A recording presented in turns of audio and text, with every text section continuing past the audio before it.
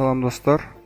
Bugün sizler menen videonu kantip sapatın jogotpay turup kısууну же орусча айтканда сжать эткенди үйрөнөбүз. Бизге керек болуучу программа бул жерде Handbrake программасы. Handbrake программасы бул видеонун сапатын жоготпой туруп кысууга арналган программа. Азыр мен сиздерге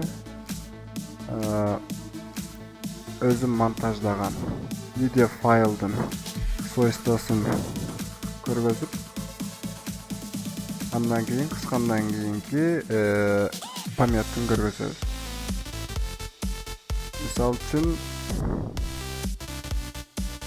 бул видеонун памяти канча экенин көрөбүз. 92,2 мегабайт. Азыр биз ошол видеону сжать этебиз. Ал үчүн биз Handbrake программасын жүктөп алабыз.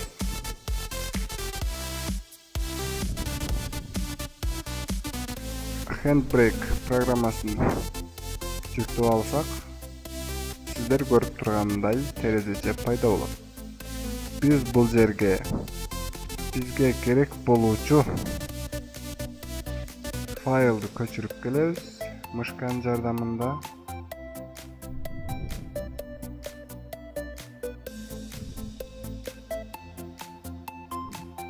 Биз көчүрүп келдик. Анда эмесе көңүл буруңуздар, бул жерде биз видео деген жерде ушундай тууралууларды жүргүзөбүз. Мисалы үчүн бул жерде quality деген жерди азыр 22 деп турат. Биз муну 29га жылдырабыз. Эгер биз 29дан ашырып ийсек, биздин видеобуздун сапаты төмөндөй түшөт. Ошондуктан акыркы чек бул 29. Андан кийин биз бул жерде аудио вкладкасына өтөбүз. Кодек деген жерден биз MP3-ны тандайбыз. Ал эми бул жерден биз 320-ны көргөзөбүз. Эми биз стартты бассак болот. Биздин программа кысууга даяр. Анда эмесе баштайбыз. Биз алгач ирет кайсыл жерге сактайбыз, ошону көргөзүп алышыбыз керек. Биз бул жерге сактайбыз. Мисалы үчүн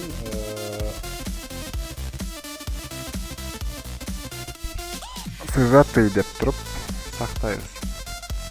Эми стартты бассак болот. Бул жерде көрүнүп тургандай биздин процессибиз 2%га жетти.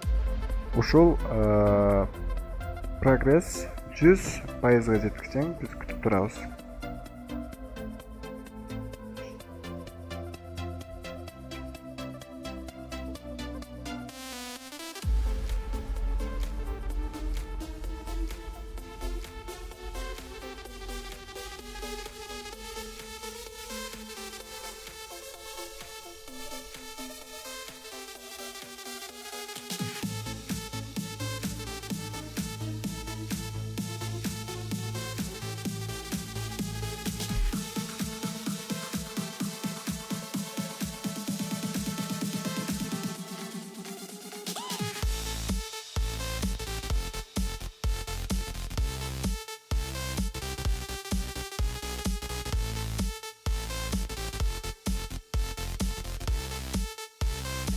Биздин прогресс 98% болду.